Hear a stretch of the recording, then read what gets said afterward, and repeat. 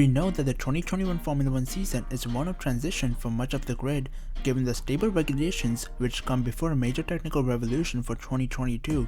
But the question teams will be asking themselves is, when do we switch 100% focus to next year? Some have already done that, see Haas for example. Others are running joint programs which will gradually phase over to 2022 over the course of the year. Ferrari is one of those, but the development program has already begun to shift towards next year. Given the Scuderia has very little chance of fighting Mercedes and Red Bull for the title, it makes sense to look ahead as almost nothing on the current car will be carried over, so there's very little to learn by continuing to push for performance this year other than on the engine side. The budget cap, which also includes limits on wind tunnel use, this works on a sliding scale, with the lowest placed team getting additional wind tunnel time and restrictions imposed on the highest placed, which does not favor the big teams such as Red Bull and Mercedes. The freeze in 2021 development starting from the beginning of the summer could translate into a flurry of technical innovations in the period between the Portuguese Grand Prix and the Azerbaijan Grand Prix. The aerodynamic department will be keen to fast-track its updates ahead of the switchover to 2022. Ferrari are expected to bring several updates before that, particularly in the area of the floor. The most likely innovation it will adopt is the Z floor inspired by the concepts of Mercedes and Aston Martin.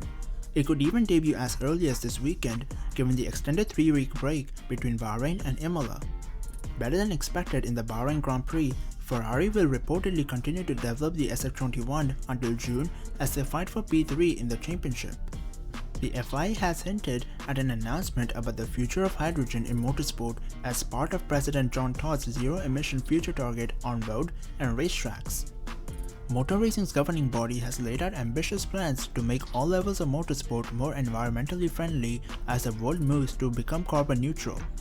Speaking during a visit to the Formula E race in Rome at the weekend, Todd said that both the Electric World Championship and petrol-powered F1 had roles to play in helping deliver on that target. F1 is planning to ramp up its use of biofuels in the future, with it believing that advancing technology in this area could help have a dramatic impact on reducing pollution in the remaining petrol-powered road cars that will continue to be used around the world for many years to come. But John Todd has dropped a hint about a potential hydrogen development that is coming, with an announcement about research in this area expected imminently. Efforts are already underway for there to be hydrogen class at Le Mans in 2024, with Red Bull working with French racing car constructor Oreca on the creation of what's known as the H24 concept. While a hydrogen power unit in F1 would be premature for the next rule cycle from 2025, manufacturers are looking at it as an option longer term. The former world champion is adamant that Alfa Romeo's competitiveness will not decide his future in Formula 1 as he looks to score his first points of 2021 at this weekend's Emilia-Romagna Grand Prix. Kimi Raikkonen reckons the pace of the new Alfa Romeo car will not dictate whether he stays in Formula 1 for 2022. The Finn is the most experienced driver in Formula 1, having started 330 Grand Prix and is driving in his 19th season this year. Alfa Romeo's competitiveness over the coming races will not play a part in Raikkonen's decision to remain in the sport. Raikkonen finished just outside of the points at the season-opening Bahrain Grand Prix and is confident the team can move forward and fight against Alpine and Aston Martin in Imola this weekend. The opening race of the Formula 1 season was one to forget for Sebastian Vettel. With the championship set to resume this weekend at Imola, the German is hoping the extra week of rest will help him get his campaign back on track. After a disastrous debut for Aston Martin, Sebastian Vettel is excited to get back to work as the F1 season resumes in Italy this weekend.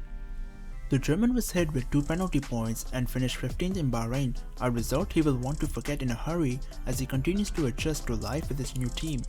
Now with his sights set on Imola, Vettel is feeling good after an extra week of rest ahead of the Emilia-Romagna Grand Prix. And that's been it for this video. If you enjoyed this video, then make sure to leave a like and don't forget to subscribe. Apart from that, I hope you're an awesome day and bye bye.